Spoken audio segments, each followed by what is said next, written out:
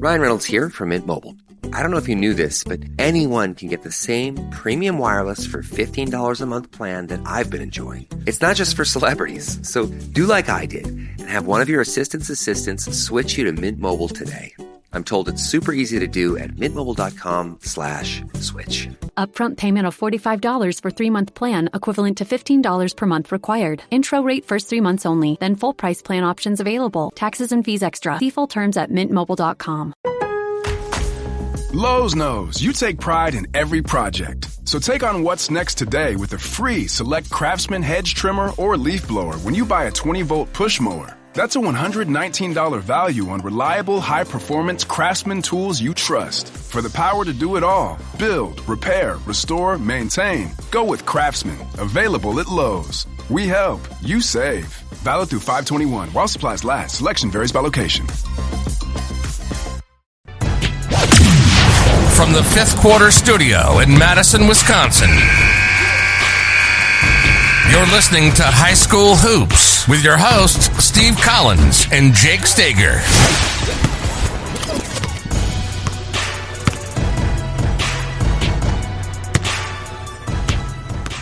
Before I jump into the podcast, go over and leave a 5-star review. We really love those reviews. Leave some comments.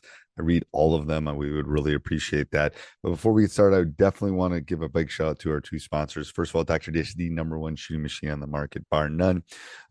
Mention Coach Unplugged, you get $450 off, and you'll get the best customer service you'll ever expect.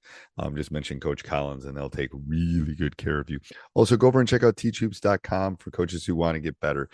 It is the one-stop shop for basketball coaches. It's something, when I started teachhoops.com, it was what I would have wanted as a young coach before, all the state championships and all the nationally ranked teams that I've coached.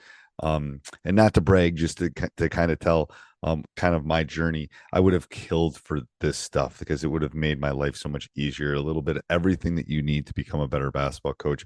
And we are the only people out there that offer 14-day free trial because we believe in it so much.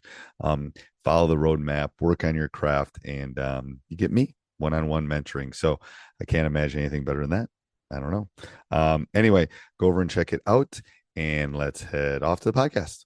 Quick one, actually, if you really think about it. Yeah, Coach just came out. Yes, this could be a quick one. I hit record. That's episode 42. We don't edit. No, we are truly authentic high school basketball coaches. We are not some. Yeah, we are just traditional guys, man. Yes, this is authentic. Yeah. All right. So episode 42. What's the topic, Coach? How to evaluate yourself and players in the summer. Don't.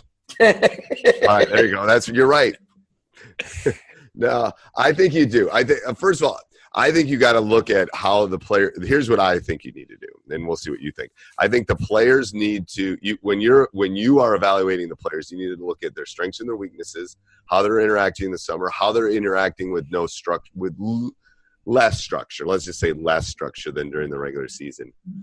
So I would do those, and then how do you evaluate your coaching? Well. That's what I was talking about in the previous episode. What use as a laboratory, and what can you use, and what works? Oh, we pressed all summer and we got killed. Well, obviously, then we're not going to do it in the winter because it's not. Maybe we're not quick enough, or maybe we don't rotate, or I have to go back to the drawing board. So I think, trust me, it's going to kill you if you think the middle of June or end of July from playing in, Ripon, Wisconsin is going to make a difference in February. It makes such a minuscule difference that, work about, grab those kids during that summer stuff and say, hey, you really got to work on your dribble attack, or, hey, you're not attacking. You're not diving on the ball from loose. Those kind of things. Yes. The big scheme stuff, you'll literally have a nervous breakdown if you worry about it, in my opinion. Because it's summer. They probably were up till 2 a.m. and they played an 8 a.m. game, Snapchatting their sweetie, whatever, their cutie patootie. Yeah, exactly. For us, we had to actually call their house, and we had to actually talk to their parents first and then be able to talk to them. It was awful. Now they got it made these days to be able to interact. But I know. Here's my whole thought of the summer is I think you think about what you talked about in May and with your coaches and you think, all right, what are some of our strengths and what are some of our weaknesses, and look at the tendencies of how we're doing with those things in the summer, Right. And then make it a laboratory, or are there things that you've seen? Man, our transition defense all summer was horrible. That's got to be a big focus points the first couple weeks of practice. Okay. Or this screen, the flare screen was highly effective. We got to make sure we're using that a lot over the course. So looking at Joel's kind of tendencies and things, I think is really effective. But not looking at a big broad thing, I think, I just think you got to constantly reflect and take some record, but you can't make your full decision on what the season's going to look like in the summer either, because you don't have your true guys all year, all summer either. So I just think it's good to just constantly take some notes and reflect on some of the strengths and weaknesses and how you can be able to prepare yourself for the season. And I love the laboratory idea, Steve, about, if you're right now, maybe changing your read and react and having some new principles and trying that out, or trying a couple different ways of doing defense. And to be honest with you, that only works about half the time. So it's not right. like it's like the lab during the season. Right. It's not as effective. It's definitely it's not. But you can at least try it, maybe an out of bounds play, maybe some sort of special or a quick hitter or something you want to try, and you want to do it 2 or 3 times, see if it works. Or try something randomly in the course of a game, because, that gives a sense of how these players are able to react on the fly. How right. much preparation will you have to be able to do? And man, these guys, I could draw up a play and it never worked all summer. Okay. Right. So we're going to have to really work on situations. Okay. Or, we didn't screen for anything, which a lot of people don't screen very good anyways to begin with. But, those just so certain things that you can take and pick up and build your practice plan as you get ready for the season. I think is huge. I think that's huge too. All right. What's the question this week? The question is, what is one tradition that you guys do for pregame in your program? Pregame, like just during the regular season? I'm not going to tell you what we do. We have special ones for the tournament. I'm not going to tell you those. Those are super duper secret. You got to become a member of T-Troops to learn that. Let's see. Tradition. So basically our pregame is a routine. Okay. There's not one specific. Everybody, I hope you're enjoying this. Make sure you subscribe and like. Go over, pull that car over, leave that 5-star review, write something special. I'll respond to you. Also, if you're doing any shopping, anything like that, go over and check out www.teachhoops.com/Amazon. What that will do is if you bookmark that every time you shop, we get a small little commission. It helps us keep the lights on, trying to get some new equipment, our hosting fees, all that kind of things. It allows us to keep this thing this train moving, and hopefully you're enjoying these podcasts. But what I would do is I'd challenge you. I know you want to become a better basketball coach. I know you want to take it to the next level. Well, teachhoops.com will let you do that. So go over and check it out. All right, let's head back to the podcast. Specific thing, it is you sit here, you go in you get taped here, you go in at this time. Coach, one of my assistants goes in and gives a warning, then gives a pre-warning. Then I come in, then I give my spiel. Then actually I go to the bathroom, then I give my spiel. It's every time, and then I leave, and then they have a group they get together as a group and kind of rally, and then they get ready to come out. I mean, it is literally and everything has a time and a place, and the routine never changes. Something has to go wrong for that entire routine to change. As far as specific things, I'll always talk about defense before I talk about offense. When I'm talking about, and my pregame prep has gotten less and less and less as I've gotten older. It's bullet points. It's boom, boom, boom, boom, boom, boom, boom, boom. Here's what we need to do offensively. Here's what we need to do defensively. Because I've done a lot of digging on the web and stuff and tried to look at college coaches and high school coaches, their whiteboard before a game. Mm-hmm. And I think it can get too complicated. I really do. It's like if they don't know their out of bounds play by that point, they're not going to know. Right.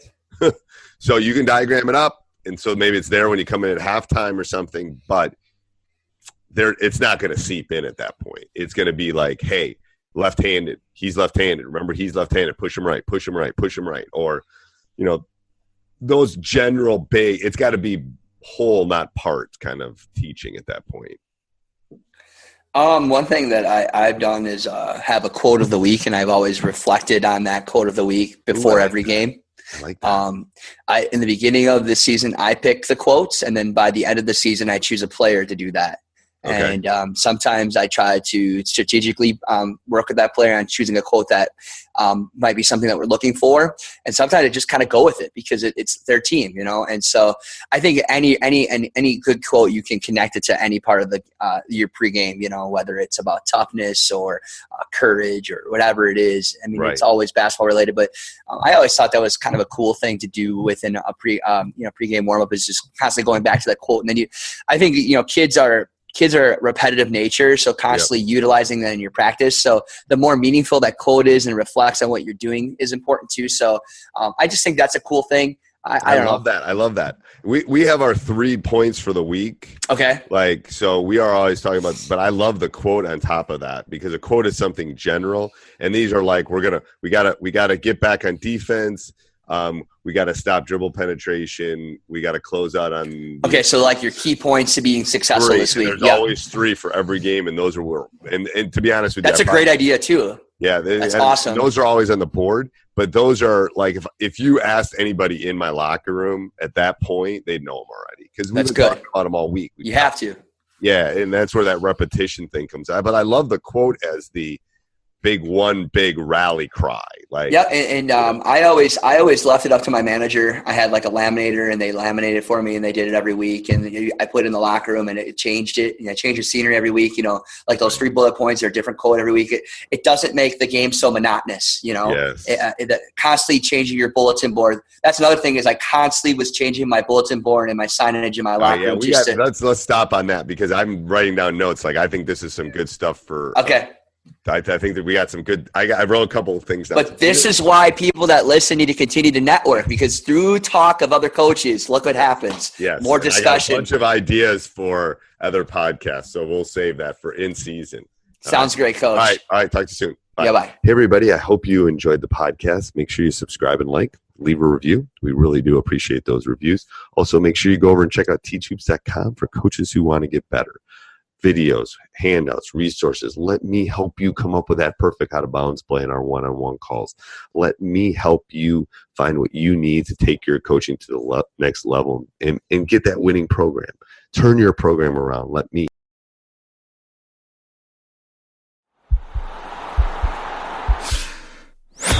This podcast is part of the Sports Social Podcast Network.